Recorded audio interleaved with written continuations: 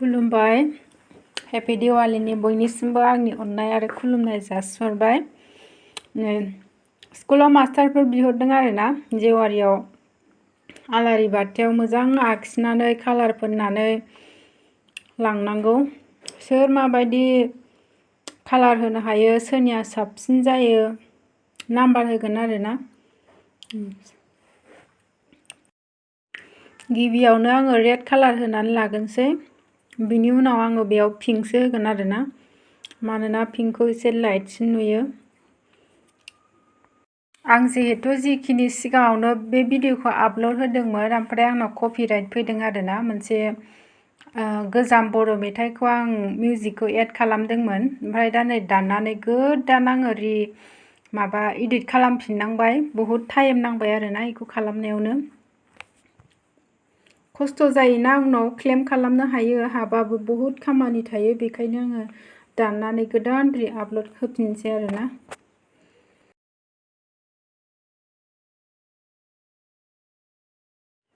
Red कालारफोरनिया complete जाबायानो नै, दायो आङो बेयावहाय पिंकखौ होनसै आरोना, बेखौ एसे रानहोनानै।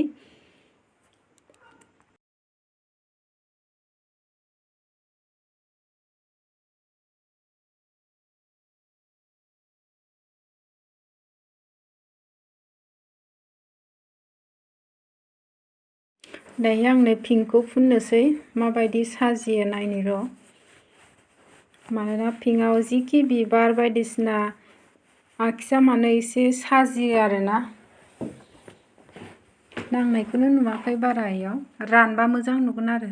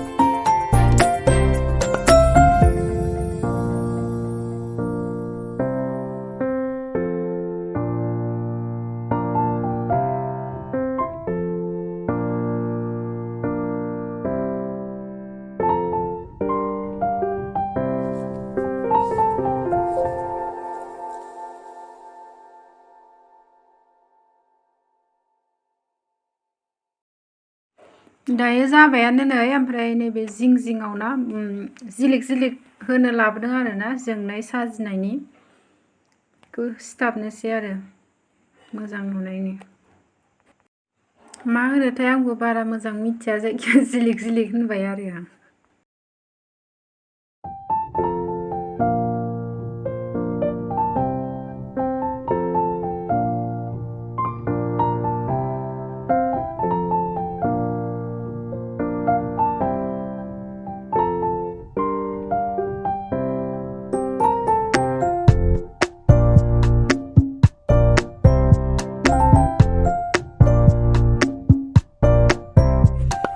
कमप्लिट जाबाय नै मोजां नुबाय आरोना साजिबाय बिउटिफुल नुबाय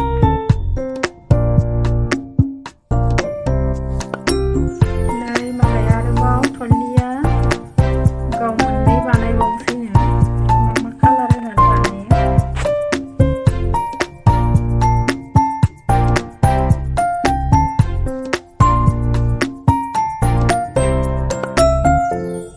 नैबे आं बानायनाय ओमफ्राय नैबे मोननैया मामि बानायनाय आरो मोजां जासाबदों